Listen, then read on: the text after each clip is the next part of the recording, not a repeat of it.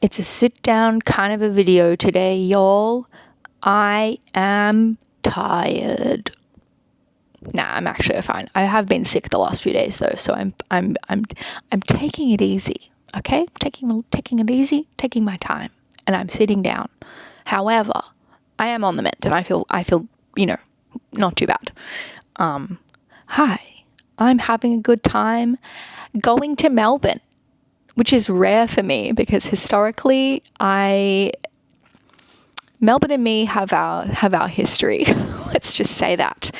I went recently on a 2-week trip, 2 whole weeks to Melbourne, which is, again, pretty rare nowadays. Usually I try and only go for like 3 or 4 days at a time because after that I start getting real annoyed. I think it's the fact that it's sort of similar enough to Sydney, but it's not home.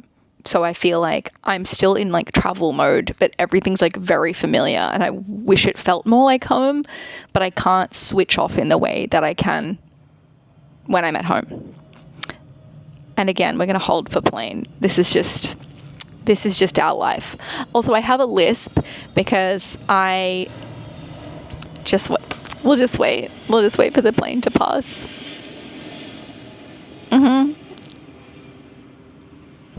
Yeah, so I have a lisp. I have a lisp because I just started a new course of, that's not what I wanted. I want Zoom. A new course of Invisalign. I was on Invisalign all last year, and my last set of trays, I did it for like 8 months, and my last set of trays ran out on Boxing Day. And then naturally, the dentist was closed for Christmas and New Year's. So I didn't go back in to get my teeth checked. And so then I forgot, and then I kept putting it off, and then I kept forgetting, and now it's the end of February. And so I have been not wearing any trays and not wearing any retainers for 2 months, which is very bad. And so now I have to do more retainers. And now I have a lisp again. So kids, wear your retainers, all right? You've got to wear them. It makes my spit like ball up in my mouth. Look, I'm in a prison of my own making, okay? I literally paid money to do this, to straighten my teeth. They weren't that unstraight in the first place, but I had a lot of dental issues as a child, a lot of overcrowding, and like I had braces for a very long time. I had expanders, extensive orthodontic work. And then I had one of those permanent wires in my teeth, and when I got my braces out and they put the wire in, they said, it needs 48 hours to cure or whatever. And I went to the dentist, and the dental hygienist ripped it out. She just ripped it clean out. And then she was like, "Oh, we were meant to do that. So no need to tell your parents." And so I didn't tell them that they'd ripped it out until like a while afterwards. And then my mum was like so furious because then they didn't know who did it, and it was like this whole thing, and the dentist wouldn't replace it because I hadn't told them soon enough, and they were like, "Oh, well, it must have just fallen out, like whatever." And I was like, no, the dental hygienist ripped it out. It's amazing. It's amazing that given all of the extensive dental work I've had, that I seemingly am completely immune to dental trauma. I like the dentist, which I know is rare. It's very rare to like the dentist, but I quite like the dentist. I've always had very nice dentists who've been very calm and helpful and sweet, and I've had good results. But yeah, anyway, my teeth moved after the wire got ripped out, and then dentistry is fucking expensive, and my parents couldn't afford to do another round of bloody braces, so my teeth recrowded down the bottom, and I started developing like a pretty big like overjet. Not an overbite, overjet, 2 different things. Overbite is when your teeth go like that. They're like down past your front teeth. Overjet is when your teeth are like this, which is what people think is an overbite, but it is in fact an overjet. So I had a really big overjet, not an overbite. Fun fact. So that's getting fixed, and I have to do another like 9 weeks of Invisalign now because I didn't go in over the Christmas holidays because they were shut, and then I was procrastinating. It doesn't affect the price change or anything, thank God. But I will be paying off this dental loan until 2027. Yeah. Anyway, I went to Melbourne and I stayed with my best friend in the whole world, who I love and adore.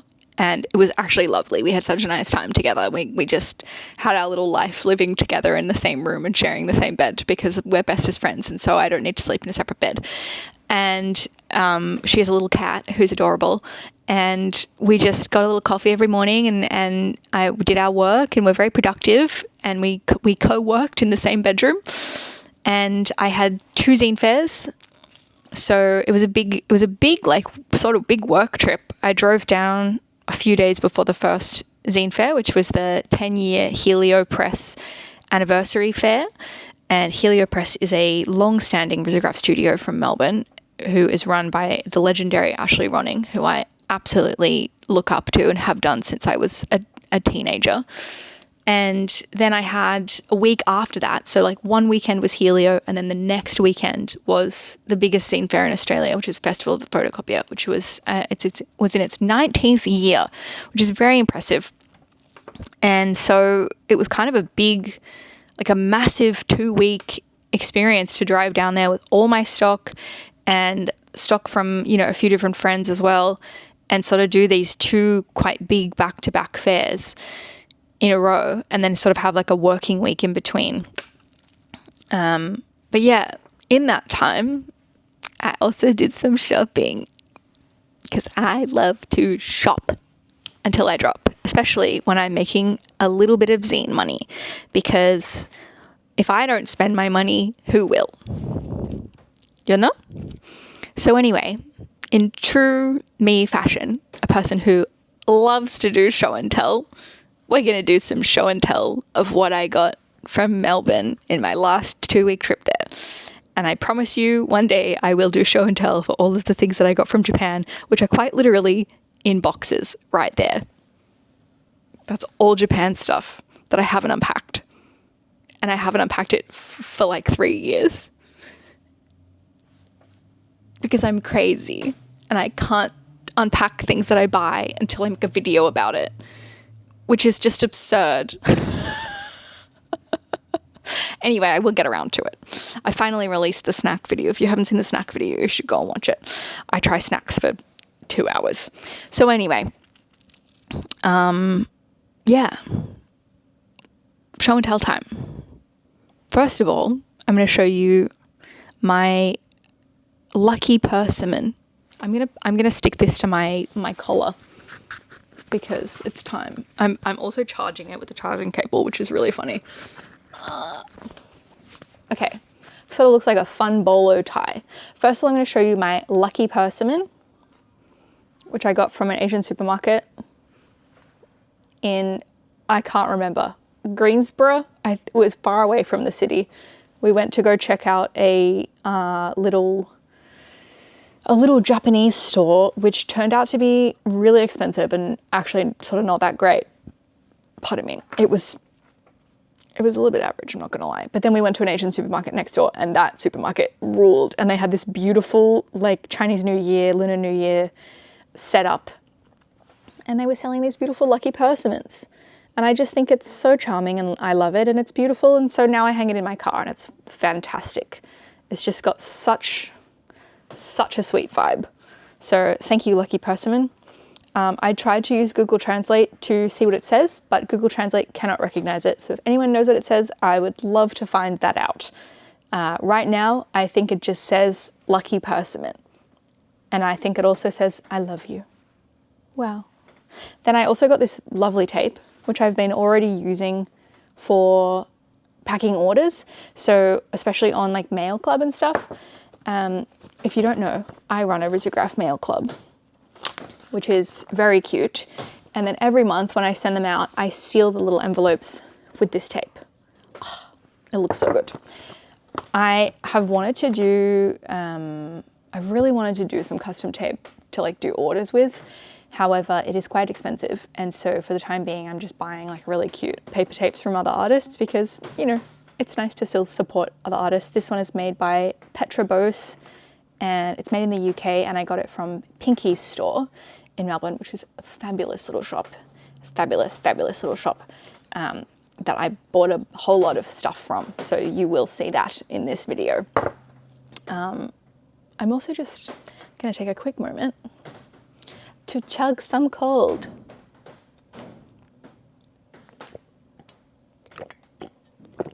Oh, that's some good cold. And also have a sip of my coffee. This shit, oat milk cold brew, spiced oat milk cold brew from Soulmate in Newtown. This is the real shit. I don't even drink alternative milk. I'm a cow's milk girl, okay? I'm a cow's milk girly. I don't drink oat milk. That's not my thing. People clock me for oat milk, okay? I go, can I have a flat white? They go, oat?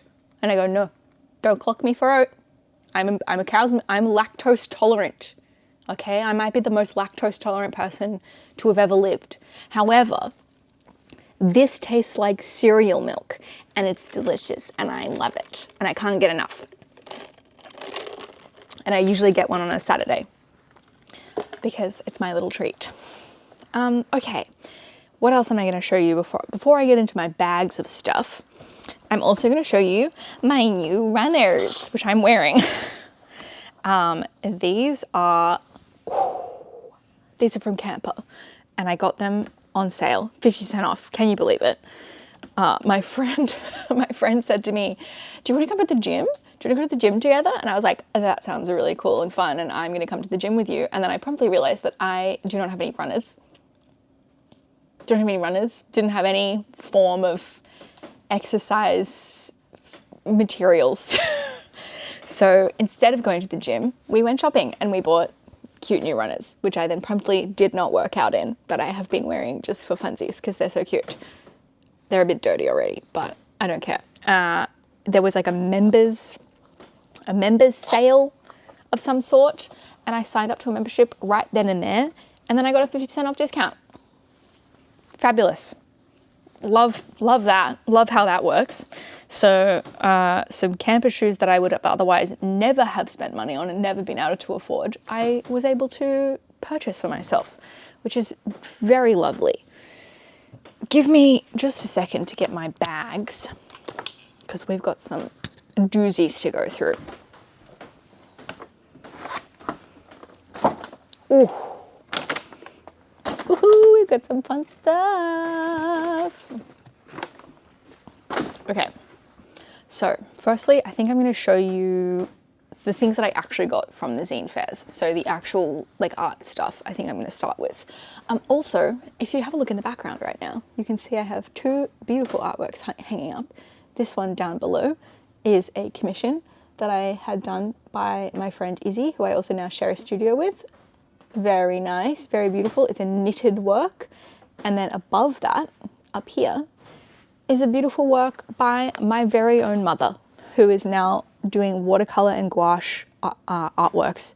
And she had this framed for me. It's my favorite one from her most recent collection. She had it framed for me for Christmas in beautiful art glass. And now it hangs up in my studio and it's so beautiful. So that's now going to be the backdrop of a lot of my videos. And I am so pleased. So thanks, Mum. So then let's start with, first of all, beautiful Rizzo color guide. This has some colors that we in Australia, well, not in all of Australia, but like in the Rizzograph studio that I work with, we don't have all of these colors. It's always really nice to see like new color combinations, especially with this aqua color and marine red. So I show you down here. This is aqua here, and then this is marine red. And then you can see here, this is the blue we have. And then there's also blue called Federal Blue, which is like, oh no, that's medium blue. Federal Blue is a different blue. But there's quite a few like slight tone variations. It's always lovely to see like all of these different like microtones in Rizzo. It's just like, oh, look at that green. It's so delicious. Can you believe it? I got this, who did I get this from? I don't know. I will look that up and I'll put it in the description. Please hold for plane.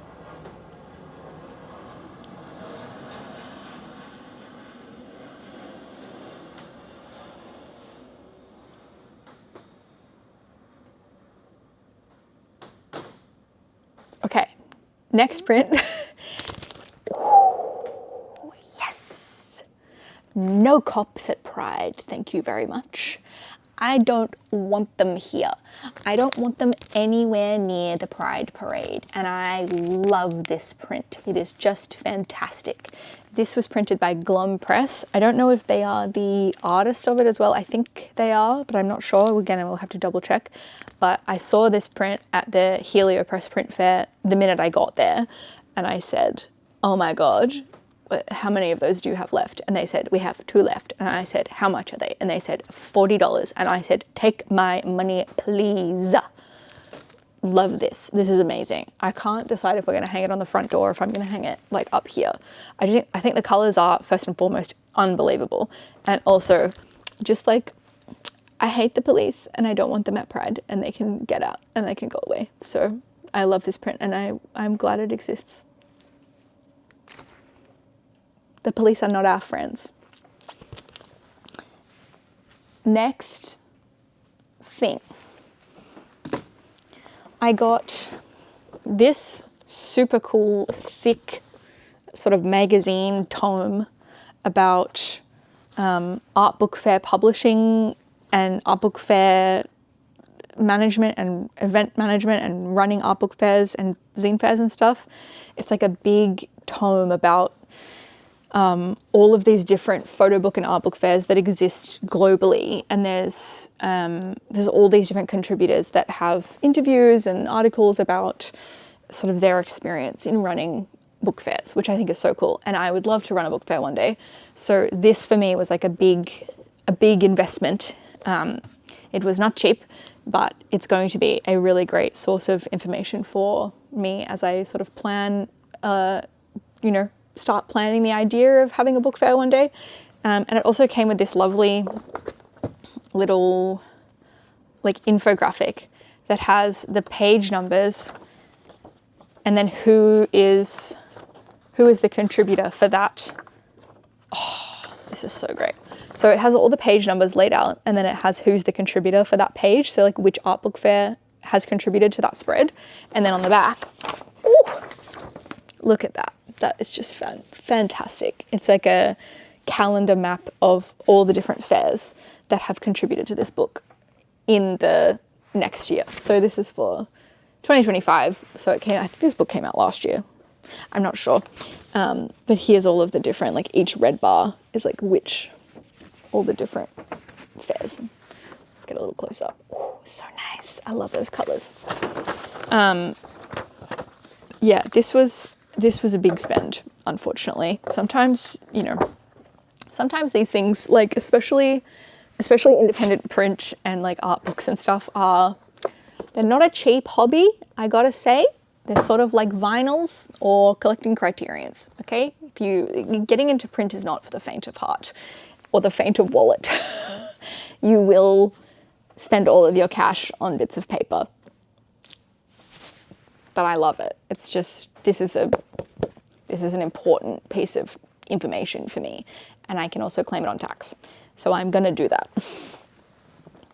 I got that from Perimeter Books in Preston, Thornbury area. Sorry, my fringe is doing some weird little things today. It's sort of not behaving. I love Perimeter. It's a beautiful bookstore, and they have all manner of independently published and beautifully made art books and publications. So I will also show you some other books that I got, because I have quite a big stack of books, which I'm very pleased about. And I will show you the zines that I also got, but I will do that in due time. So first of all, I got this, which is called What Design Can't Do. I've been hunting this book for ages, ever since a friend of mine was reading it. It has, it's like essays about design and how do I describe it? It's like the role of the designer has changed, especially in the content landscape and the sort of modern age of like of design as marketing and like algorithmic design and whatnot. And I am very excited to read this. I think this is going to be like a great like piece of design criticism, which I'm really excited about. Then I have this, which is the second part to a 5-part series that's being produced over a whole year. No, sorry, not a whole year, a whole 5 years. And I have the first one somewhere. Where is it? Hang on, let me just go get it.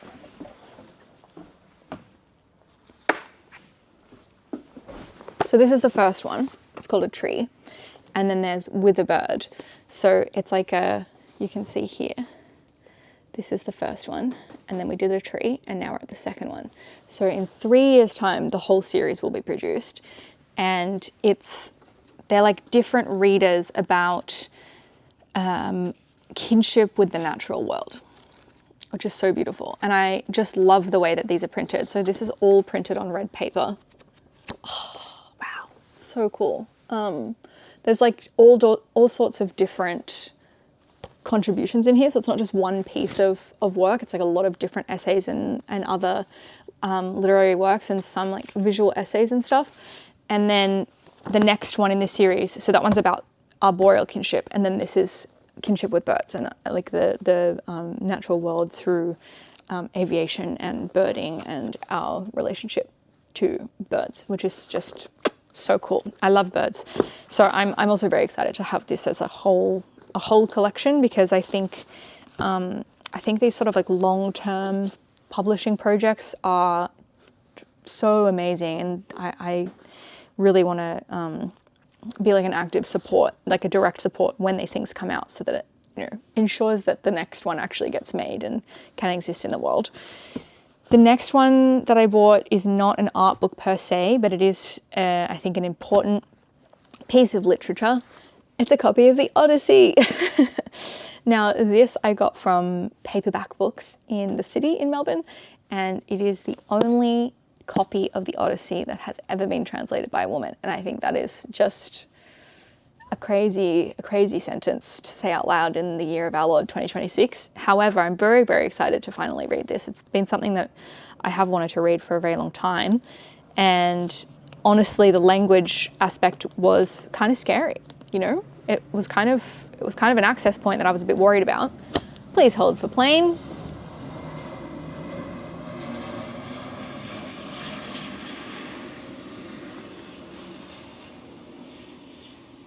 I'm going to read something from the back of this. You ready?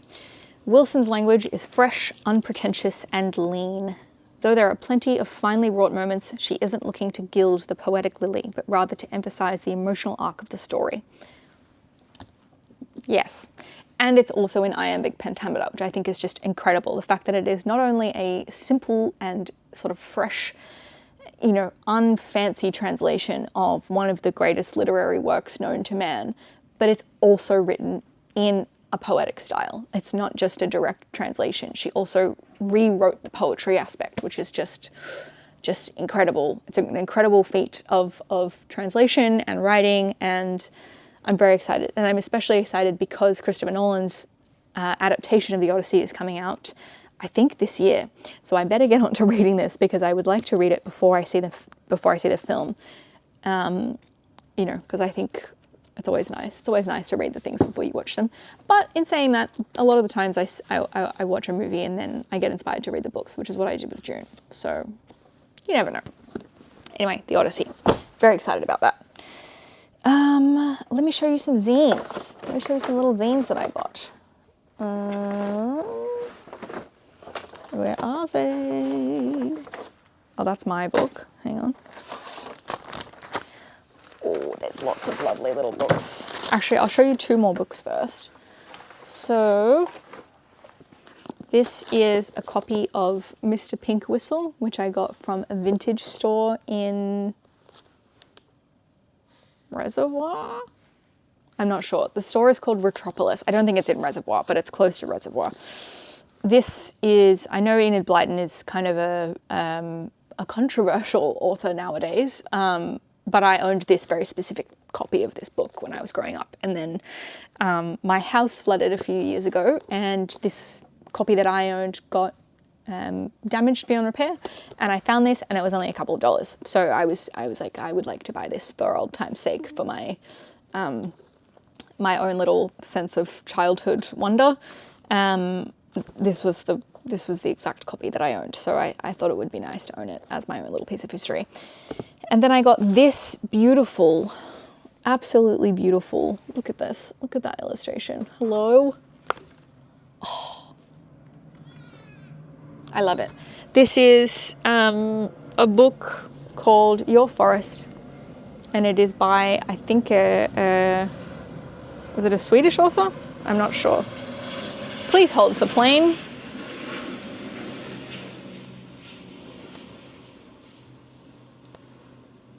I bought this for my friends who are, they just have a recent baby, which is very nice. So I'm going to go see them soon, and I'm going to go take this and give it to them, which I'm very excited to give to them because their baby is really cute, and they have lots of manner of very cute things. And I always love buying books for little babies because, you know, it's nice to read children's stories and have physical pieces of print to flip through. We got to start them young. Next things are 2 books of various essays by a small press called Picolita Press, which is run by 2 friends of mine, Hope and Bobby. These are really beautiful pieces of print that I basically just wanted to own, and I will eventually read them. But for the most part, I was like, I just want to own these. I think they're just so beautiful. I love the spiral binding. I love these illustrations. I just think they're stunning. And these are, yeah, so these are some more essay-based, various like collective groups of essays and readers about like design and knowledge sharing and skill sharing and like understanding like our relationship with design practitioners. And they're kind of, I would say they're kind of similar in terms of like looking at people's relationship to design and people's understanding of design as a practice in the modern age. So, but they're like just obviously like a very different production point. So this is like very much like a big publication, and then this is like real designers who are actively like responding to their relationship with design through a practice of publishing, which I think is really cool. So Hope and Bobby, Picolita Press, very, very beautiful work. Looking forward to going through those and reading all the different contributions. Then I have some lovely zines to show you from my studio mates, which were getting launched at the Helio Press Zine Fair. So first is by Ella.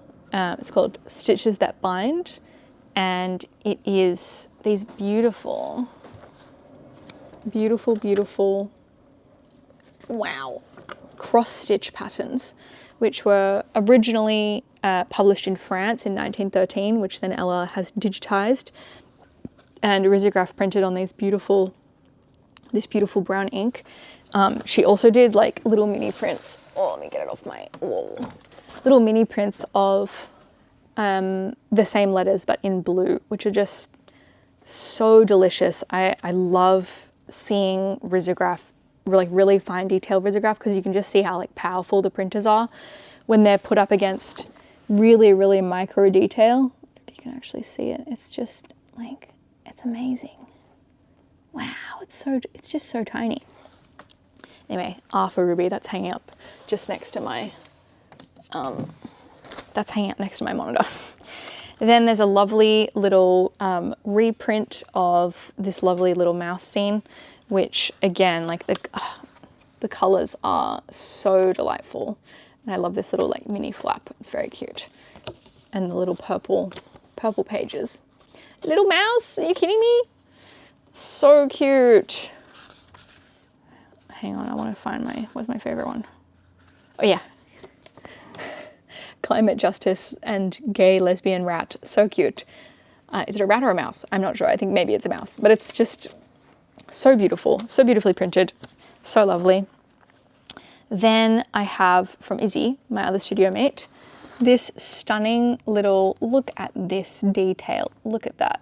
Hand cut photo zine about these lovely Japanese stalls that she and I found in Kamakura when we went to Japan together to go to the Tokyo Art Book Fair. And I only took photos of this one, and then she took photos of all of them as a series and turned it into this, which is so lovely. And I love that the zine itself has like a little awning. It's so beautiful. I'm so glad I own this. It's so lovely. What else do I have? Oh yeah, this is another one by Bobby.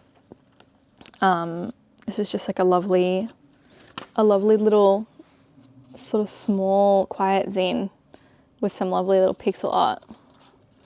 Pixels of the Sun, it's called. Beautiful sun drawings. That's a very like, yeah, soft pico litter edition of 24. Like just a tiny little zine, and I'm glad it exists. I'm glad to own it. So what else do I have in here? This is some of the zines that I got from, so the first batch of zines that I just showed you, I got from the Helio Press Print Fair. And then this batch of zines is stuff that I got from Festival of Photocopier. So the first things that I got were from Aidan Ryan, who is a friend of mine, who does these fantastic illustrated zines. This one is about skate parks and like all the different skate park, like skate, what are they called? Obstacles that you can skate on. So good. Love this. And I love his illustration style. I think it prints so well. And then he's also got one that's like, got this lovely little like belly band thing, which has all these different graphics from Seoul, which is like a little mini photo zine. I always forget that some photo zines almost like they look better in one color. Like they look, I think they just make the color scheme feel like the photos feel like a cohesive body of work when they're all printed in one color. I feel like it takes away from the notion that it's an image and helps you focus on the subject of the image rather than the image itself, which I think is a really cool little detail. So yeah, Aidan Ryan, great illustrator, great designer. Very, very, very much love these little zines. Then I got this tiny little risograph printed Tokyo guide with all these different suburbs and some cute little maps. Who is it by? Did they put their name on it? I don't think so. No name. That's very sad, but it's very cute. I need to sneeze. Hold for blank.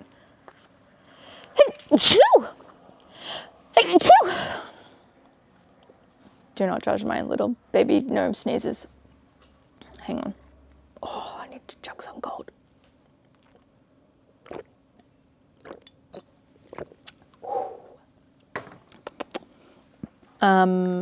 Anyway, I love collecting a little Japan guide. I think I can never have enough, basically. Next, I have these two zines from, what's their name? Marlo Mogensen. These are just, I love the illustration style. These are so beautiful. They feel so dreamy, and I'm just so, I'm so enamored with this art style. It's just so beautiful. I can find some more that I can show because some of them are R18 plus. Let me find some other ones. This one's more comic-y. I just love this like soft style. Look at that. So good. Love these. These are, yeah, really beautiful. And then I got two little stickers also. Well, it's the same sticker, but I like to have, when I buy a sticker that I really like to buy one to stick and one to keep in my archive. which I know maybe is a little bit crazy, but I don't, I get really funny about wasting stickers. So I know, it's really stupid, and you should just stick your stickers on things. But I like to just buy 2 because then it supports the artist, and then I can have my cake and eat it as well. I next got this incredible Rizzo printed comic by Stephen Christie, and this was printed by Glom Press. Again, like just single color Rizzo print. I forget how powerful it is. Hold for plane.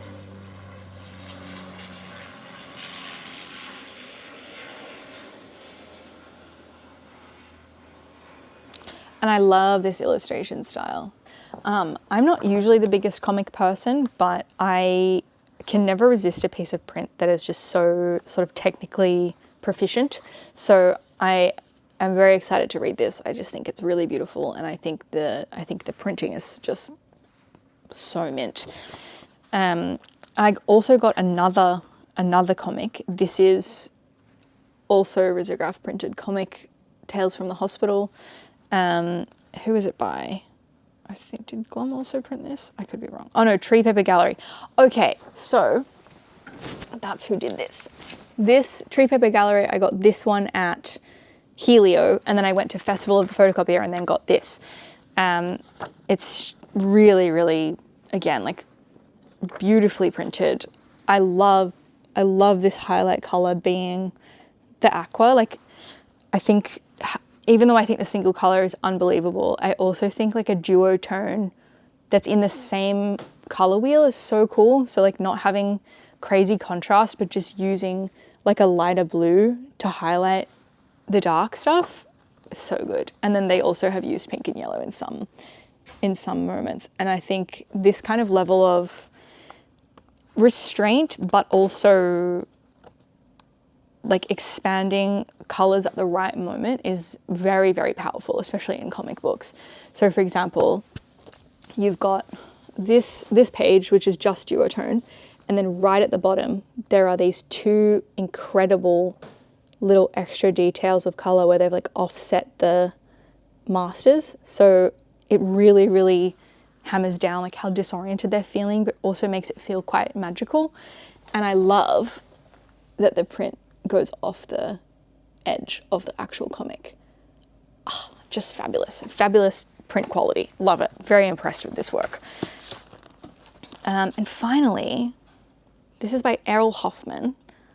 I was blown away by this work. This is this unbelievable like Mondrian meets Mobius sci-fi comic, which is first of all, the print quality is next level. The registration is flawless, and the color choices are fantastic. Like the black and light gray. Oh, wow. It's so beautiful. And then just the illustration style is so original. I've never seen anything like it. It's just stunning. I love this. I think this is so, like, this was the only zine that this person was selling. The only zine on the table, which is just mind-boggling to me. Maybe they had other zines earlier in the day and were sold out, but by the time I got there, this was all they had. And I would really like to stock this in my store, so I need to get in touch with them actually. But I just think the actual like design quality and print quality of this work is astounding and next level. So I'm very, very impressed. I was very, very impressed with the comics this year at Festival of the Photocopier. And considering that I am not really a comic-y person, I was very surprised in terms of just my general enjoyment of the comic selection, which is exciting. I think it's really nice when you find like new things that help you get into a new genre of work, you know? Like, even though I wasn't necessarily, I didn't have like a natural affinity to comics, it's really cool that there are entry points for everyone to find like a way to get into a new medium, which is, you know, that's the joy of the arts, is it not? What else have I got to show you? I'll show you some little things from Pinkies and some other little vintage stores. Hang on. Oh, but first, hang on. Delicious and flavorful milk flavor big biscuit. This is from the same supermarket that had Lucky Persimmon. These bickies are so good, and that's true to size. They are massive. They're literally this big. They're like 10 centimeters big, and they come in like a packet of 3, and I only have 1 packet left. I'm gonna show you. I'm gonna take out my Invisalign. Give me 1 second.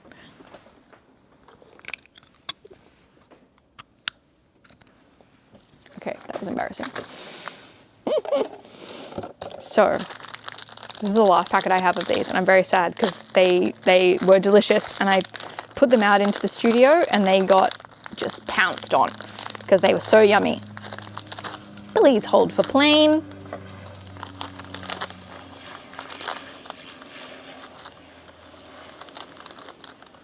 No, they're crumbled. Okay, this one's still intact. Huh? They're like a big cracker. Wow. It's so big. Literally, look at the size of this thing. It's amazing. And they are sort of a very wafery, flaky. Hang on, I'm gonna bite into it.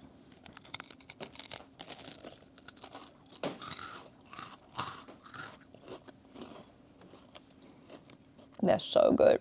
They're like a big, oh, okay, wait a second. Do you remember the crackers in Cinderella? The little Ritz crackers? Do you remember how good they looked? And we didn't know what they were? It's this. Whatever it was, it's this. It's so, oh my God, I can't believe I just realized that. These are the crackers from Cinderella. They are flaky and buttery, and they would be delicious dipped in milk, and they're big and giant and just buttery, flaky and amazing. I love that movie.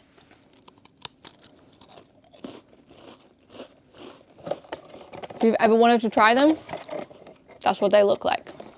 Delicious and flavorful, milk flavor, big biscuit. The biscuits from Cinderella. I'm gonna keep eating these for a second because they're so yummy. So, just have a snack break for a sec.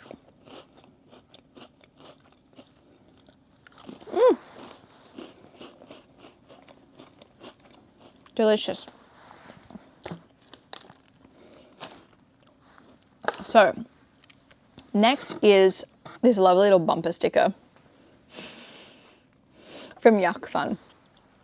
Yuck Fun is a great illustration duo from the UK who also were one of my earliest stream supporters. So just like total shout out to them. Love their work and I love their vibe. This is just like a super cute bumper sticker, which I think I will actually stick on my car because it's so adorable. But I could also end up maybe sticking it on one of my printers. I haven't decided yet. But I got this from Pinkies.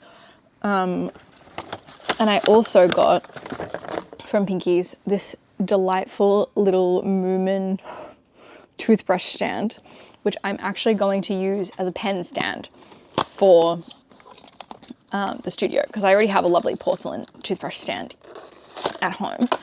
But I thought this was just so charming that I could not resist it, which I just literally dropped on the floor. Great job. Oh. Look at it. It's so cute. I can't believe it. And I'm gonna put a little pen. I don't know which pen. Actually, I might end up actually using it as the Sharpie holder because I always need a Sharpie and I'm always losing Sharpies. So perhaps this will be the place where the Sharpie goes. I'll show you what it, hang on. Let me show you what it looks like on a flat surface. Are you ready? It's perfect. Yeah, I just thought this was so cute and I couldn't resist it. So I bought it. What are you gonna do about it? You know, I see it, I like it, I want it, I got it. I love Moon. I'm just gonna toss that straight away because I don't really need the packaging anymore. Next, I got this old cassette tape of Boz Scaggs, which I'm not super familiar with Boss Skaggs. However, I was showing my mum a new artist called Drug Dealer who makes fabulous, just fabulous music that is very like sort of 70s funk soul inspired. And she was like, oh my God, this person sounds so much like Boss Skaggs. And so I went and I bought a Boss Skaggs tape to listen to, which I'm very excited about. And I do have a tape deck and I will be listening to it shortly. But for the time being, I'm still listening to Drug Dealer, which has just been so great. Would highly recommend. The album, I think it's called Raw Honey. Just phenomenal levels of funk. Very, very impressive.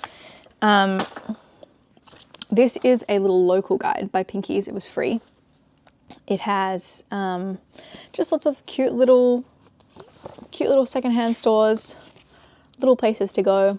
So cute. I always love stuff like this. I had a little local guide of Sydney ages ago, and unfortunately so many of those places are like literally obsolete or defunct nowadays, which is a bit sad.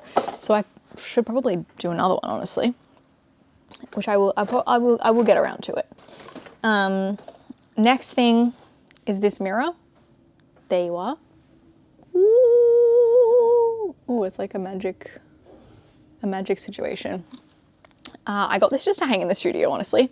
It was $2.99 from Savers, which is the equivalent of like a big Goodwill thrift store, Vinnie's. It's like there's like a massive one in Brunswick, which I always go to, and it just had this really cute little, I love this blue. So it's like one of my favorite colors. It's like a beautiful classic periwinkle Bakelite blue from the 60s. Yeah, little thrift store find, very cute. Next, I have this little helicopter.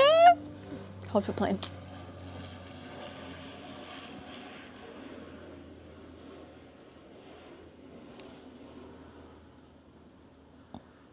This little helicopter is so cute. Oh my God, look at it. And it also, if I can get it to work, hang on. Oh, come on. It was working before. Here we go, ready? If I roll the wheels, the propellers spin.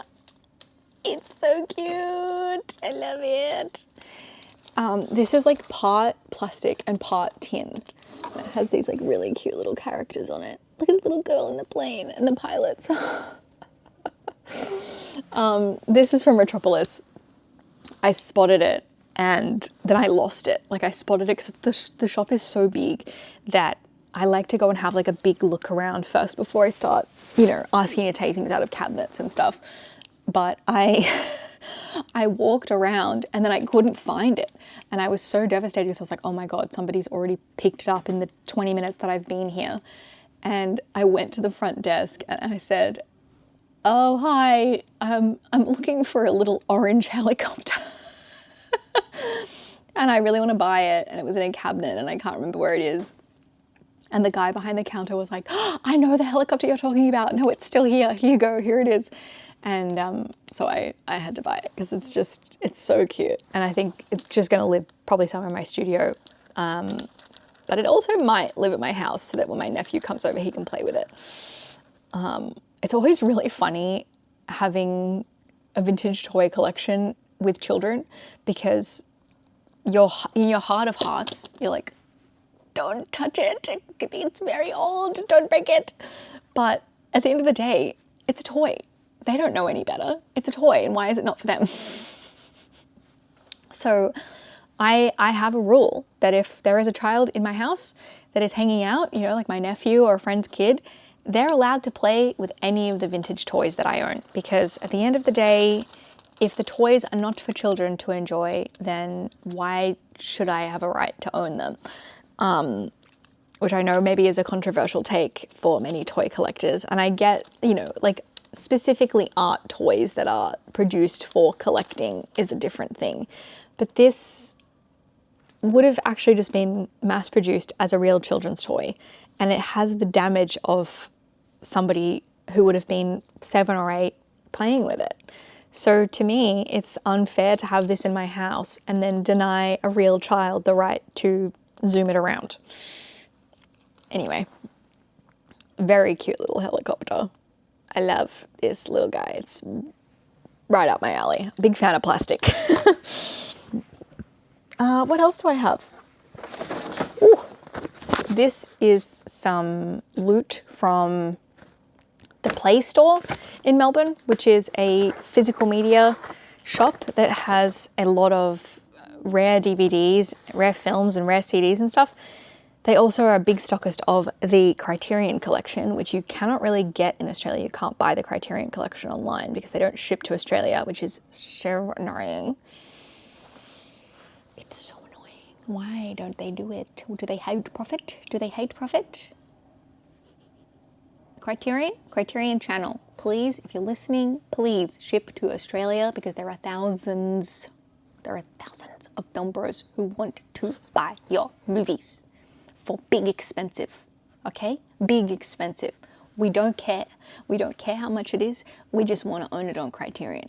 You've got a captive audience. Just ship to this country and you will not regret it. Anyway, I bought two things that are not Criterion this time because they just were not. The first one is a copy of One Fine Morning, which I bought for my partner, and he loves Mia Henson Love, and I love to buy a little gift when I'm away to bring home. So I bought this, which is a lovely, lovely copy of One Fine Morning, which is done by, I think is it Radiance? Oh no, it's a Mubi. It's a Mubi release.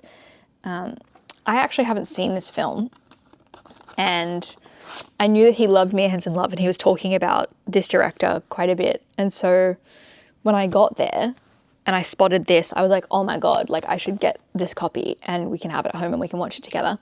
And then when I got home, I was like, I've nailed it. I've nailed the gift. And I have this beautiful surprise for you and it's lovely. And I pulled it out and he was like, yeah, and I bought that days before you left and I showed it to you and you said, let's watch it together when I get back from Melbourne. And I went and bought it and he already owned it. And he literally showed it to me. He literally showed me this copy, but a different one, but this exact copy. He went, I have bought this movie and then we can watch it together. And I was like, oh my God, yay, can't wait to watch it when I get home. And it was in my brain. But like the more I tried to remember which thing that he had bought, the less I did, backroom style. And so now we just own 2 copies of this.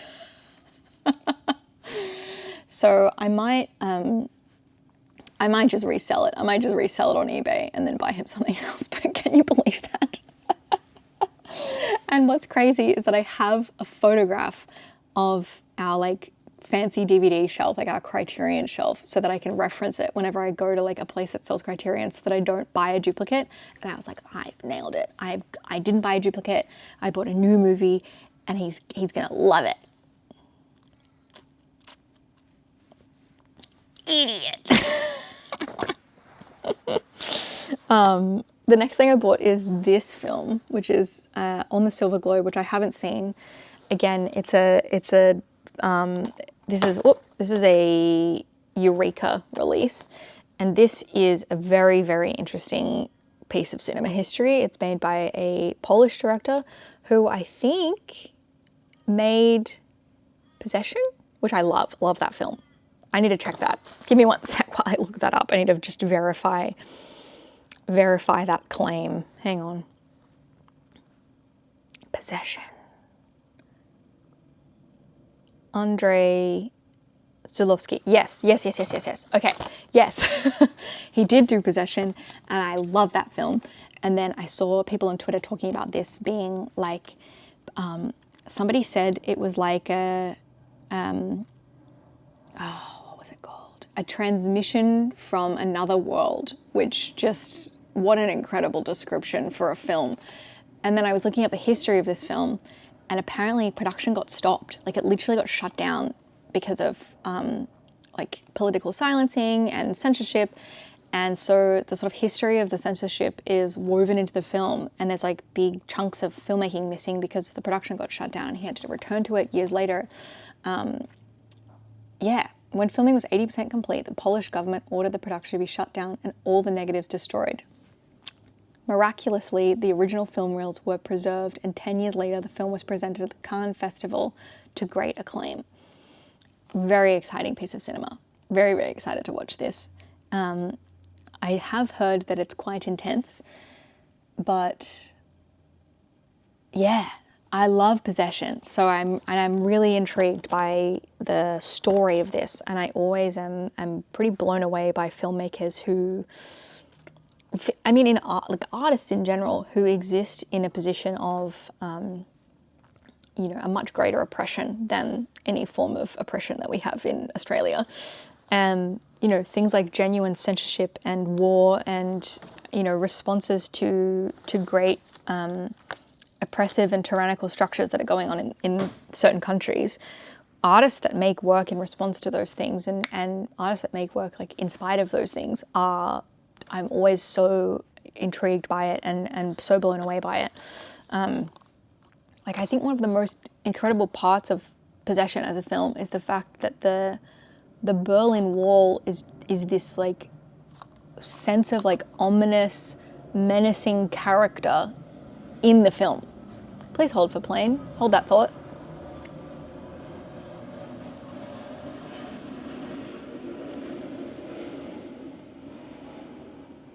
Yeah, it's like, it's not only this sort of, story of a relationship breaking apart and this demonic force that's existing in these characters' lives, but to me, the menace and oppression of the Berlin Wall and the government and the military and the occupation aspect is like as critical to the film as the divorce and the acute possession of the demon. I feel like that framework of like war and like political volatility is like why the backdrop, like it's like why, like that backdrop is why that film works so well. Personally, I think like it wouldn't work if these were just like regular Joes living in Surrey Hills. Anyway, very excited to watch this film. I think it's going to be great. Also, you know what? On that, I want to talk to you quickly about the filmmakers at the Berlin Festival. I think it was the Berlin Festival recently. I could be wrong. There was a video going around of all these filmmakers, talking about not wanting to be involved in politics and not wanting to be like, filmmaking is above politics and filmmaking is not part of the political argument, and I don't presume to know, I don't presume to understand enough about politics to be commenting on it, and we need to frame the conversation back to cinema, and it's not fair to ask artists about political activism and political involvement, and cinema should be like a counterweight to politics in a way that means that we don't have to talk about it. You know what? That's fucking incorrect. And I'm looking at you, artists. That mindset is so unhealthy and so incorrect. And you know what? The reason why we get to make art in this day and age is because people during the fucking Holocaust fought for our right to exist. People have been fighting for rights of artists and rights of workers and rights of housing since the dawn of time against tyrannical and oppressive government systems that carry out genocides against people. And you know what? You know what's really like such a bummer to me is the fact that big Hollywood directors and big artists and these big influential filmmakers think that they're above politics and think that they're above speaking out against the rise of fascism because they think, oh, my art is not part of this conversation and I don't presume to know enough about it, and I don't think that we should be politicizing art.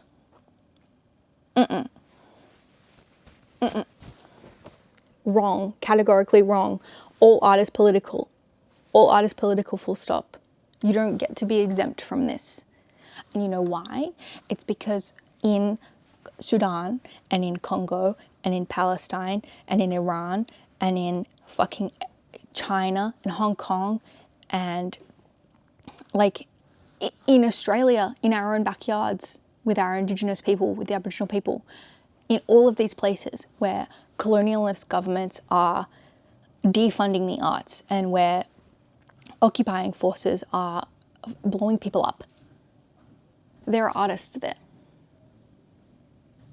There are artists, and there are writers, and there are filmmakers, and there are poets, and there are photographers, and there are painters. And those people, those creatives, don't get to do their art because they are at risk of being blown up. Do you understand that? Hold for the plane.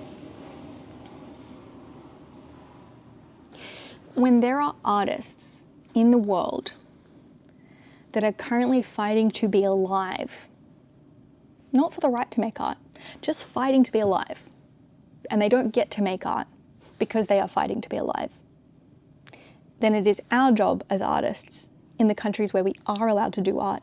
And don't get me wrong, okay? Don't get me wrong. We already have to fight to make art because they're constantly trying to defund it. They're constantly trying to take it away from us, okay? So the fact that we even get the privilege to make art should be enough for us to be vehemently against people that are trying to stop other people from living, and those other people who are artists all over the world getting to make their art because they are at risk of being blown up. Do you understand? Do you understand this? It should be very easy, is what I'm saying. It should be very, very, very easy to be vehemently, publicly, openly, confidently against fascism and genocide. I don't care if you don't know enough. I don't care if you're put on the spot. If you are an artist, if you are a filmmaker, if you are a writer, why do you presume that your writing is so special that you get to say, oh, I'm above this. I'm above talking about fascism because, oh, my writing is, I don't presume to include my writing in the political conversation. Why are you so important? Why is the person who is currently displaced in a tent and doesn't have access to sanitation, who is a brilliant writer and poet and wants to make films, why is your fucking film more important than theirs? Do you want to know what the difference is? You were lucky enough to be born in a country that you are still allowed to make art in. And if the rise of fascism continues to be the rise of fascism into the way that the original rise of fascism happened, they will come for you as well. They will come for your art. They will come for your right to make art. They will come for your right to make paintings. They will come for your right to tell history the way that it is actually supposed to be told. I'm getting very worked up about this. Anyway, it should be uncomplicated. It should be uncomplicated and easy to say, I am against human rights violations. It should be uncomplicated and easy to say, I am against fascism. It should be uncomplicated and easy to say, I am against genocide. I fight for the rights of people to make art everywhere. As an artist, it is my job to ensure that the art of global artists is allowed to be made. And that means being against the things that prevent that from happening, namely fascism and genocide and colonialism and oppression and human rights violations in general. It should be easy. Okay? And that's our little political discussion for an otherwise very chill video. Anyway, back to some chill stuff, because I need to calm down. Here are 3 very tiny little teddy bears. Okay? And these teddy bears are against human rights violations. I'm not laughing. I feel very upset by the fact that so many artists are like, I don't get to be part of the conversation. Shut up. And I'm, who am I? Who am I to say that my work deserves a platform and deserves to be made over literally anyone else. Like, everyone should have freedom of expression. Everyone should not be living under fear of being blown up, okay? It's really just not that hard. It's not that hard to be against these things publicly, okay? If me saying I'm against genocide is going to prevent me from making another risograph print, so be it, okay? So be it. I'm against that. That comes first. That comes first, and then my right to make a risograph print comes second. Not the other way around, okay? I don't live in a war-torn country. I live in paradise. I live in Australia. Like, my life is so chill. It just shouldn't be hard. There's nothing hard about being against these things. Career, oh, you're shooting yourself in the foot. It's going to ruin your career. I don't care. I don't want a career that means that I have to turn my back on these problems. I just don't want it. I'm not interested in it. I'm not interested in a world that ignores these things for social cohesion. I don't care. I don't give a fuck. Sorry, don't care. Anyway, these little bears are from Pinkies. And they're very cute and very tiny. Next, I also have this little bunny sticker, which is by an artist called Rochelle O, who I'm stocking in my store, which is very exciting. I literally just got a shipment in from her. Give me 1 second to pull it up.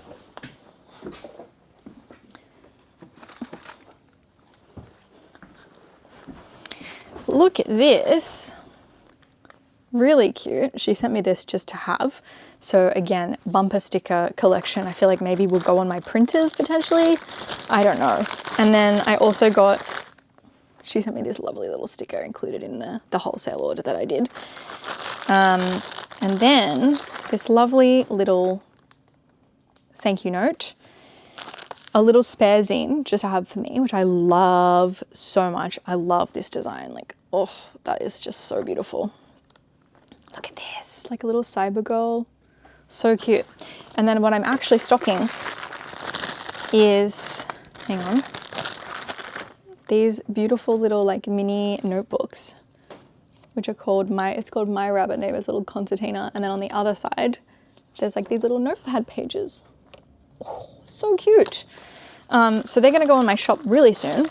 I just need to like upload them and scan them in and take photos and make the listing and stuff. Oh, and then she also sent me this beautiful concertina as well. It's so cute. Check it out.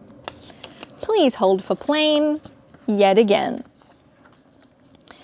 She also very kindly sent me 2 of these. So this one's going in the archive and the other one is already stuck to my label maker. But yeah, how cute is this? I bought this at Pinkies and then started following her and then realized that she also made zines. And then I messaged her and I was like, hey, can I stock you in my shop? And she said, absolutely, yes, you can. And the rest was history. And now I get to stock her in my shop. Very exciting. Big fan of Rochelle's work. So cute. Next is this little Doraemon magnet, which is so cute.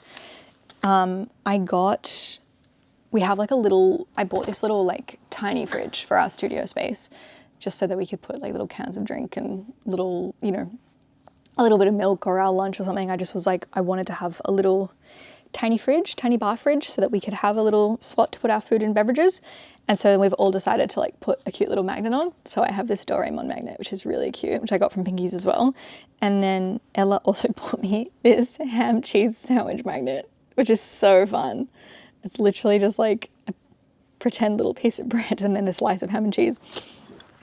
Because on zine fair days, if one of us is doing a run to like a convenience store or like a Woolies or something near the zine fair, I almost always ask for some kind of like crappy convenience store ham and cheese sandwich.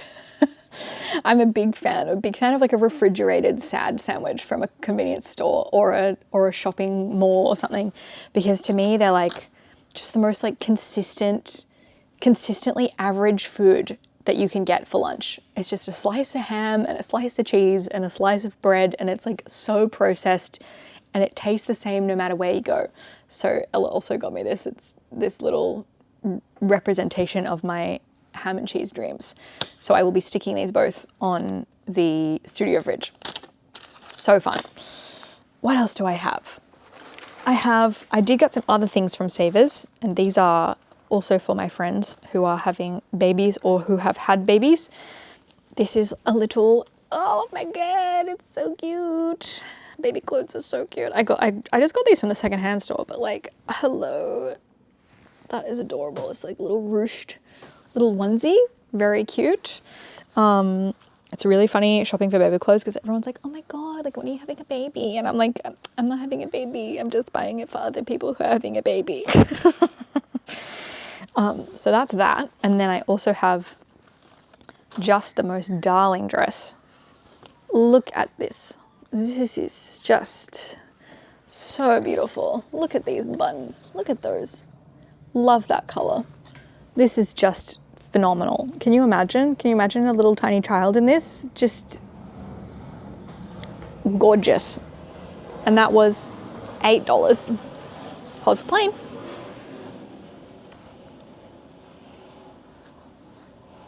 Very nice. Very nice little purchases from Savers. I think I'm down to the last two things. Oh no, there's still a couple of things left. I got this lovely Le Creuset mug from a shop in Albury, like on the drive down. We stopped in Albury, and we found this like lovely sort of fancy pantry foods and fancy crockery cooking store, which we naturally had to go into. And I found they had every colorway of Le Creuset mug, and they were very reasonable price. It was $26, which I think is very reasonable for a Creuset item. And this is going to be my studio mug. I already have one studio mug, but I usually use that for coffee, and it's a bit small for a cup of tea. So this is going to be my tea mug. Oh, it is just delightful. Beautiful. Love it. Then I got these for my house. This is from a beautiful shop in Brunswick called Mr. Kitley. They have like Japanese ceramics and glassware, and I was like, oh, I can't afford anything in here, like it's way too expensive. And then I said, oh, you know, just how much is this little 6-pack of glasses? And she said, oh, it's $50. I was like, oh, okay, I will be buying those actually, thank you very much. Because right now we just have like sort of average IKEA glasses, and I always wanted to get some nice glasses for drinking water out of. And this is them. Oh my God, look at that. So beautiful. I love brown glass. I think these are so beautiful, and they stack. These are just lovely. So I got a little 6-pack just for the house. And I think I will actually end up I'll bring the IKEA mug, the IKEA cups to here, and I'll use those as little water glasses for guests that come in, and we just have it in the shared area, just as some little extra glasses. And then second to lastly, I bought these. These are really just quite something. Look at these. These are napkin rings, again from another vintage store, made of classic Bakelite, in classic Bakelite colors, like beautiful, in beautiful condition, beautiful colors. And what I'm going to do with these is I'm going to make bag charms, like really chunky, like art bag charms. And I want to make some stuff that is, I guess, like a little bit more small run, in more of a kind of like upmarket price range, because these were not cheap. These were $12 each. So it was a big investment to just buy these to then make a product out of them. But I want to make things that are like kind of more like an art piece, and then it's more of an artistic investment rather than a big run of a cheaper product, because I do want to have like a few different offerings on my store, and like I do love product design, but I don't always necessarily want to do like a huge run of things. Sometimes I just want to do a small run based on something like this that I'm just like, I found and I'm very inspired by. Hold for plane, please.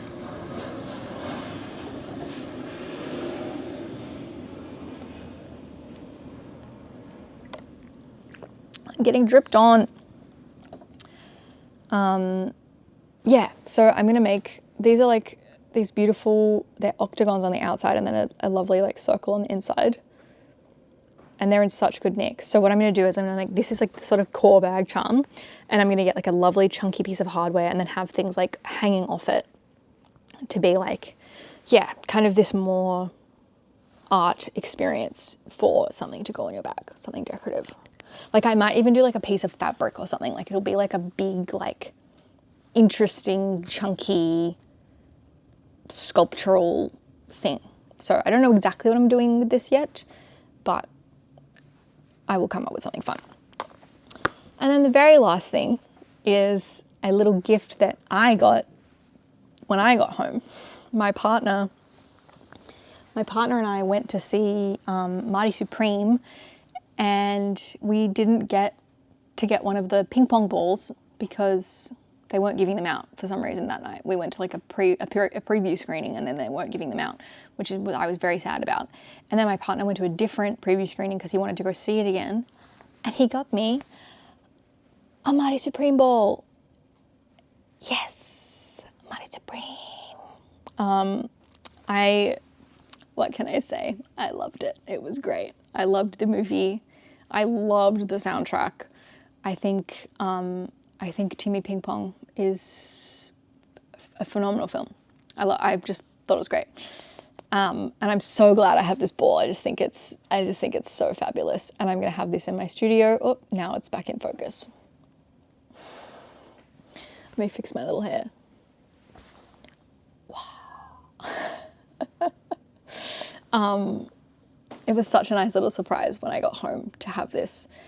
And it's going to live in my studio, and it will be a little reminder to pursue my dreams, because this is my year. I want to do lots of stuff. So anyway, that's my haul. I have many a thing, mainly pieces of print and some physical media to boot. I don't usually buy like clothes or anything for myself when I travel. I'm usually buying like little objects and collectibles and stuff like that. So I'm very happy with my haul. And in terms of like my, justification for my consumerism, I did do 2 major days at a zine fair where I made a good amount of expendable cash, because I don't usually spend my sort of freelance wages on treats. I tend to wait until I've done a really big zine fair to then buy myself some new little presents and trinkets and pieces of print, etc. Because that's kind of that's like where my disposable income comes from, is zine fairs. And there's not really much profit in zine fairs. Anyway, that's it. Like and subscribe. Love you. See you later. Bye.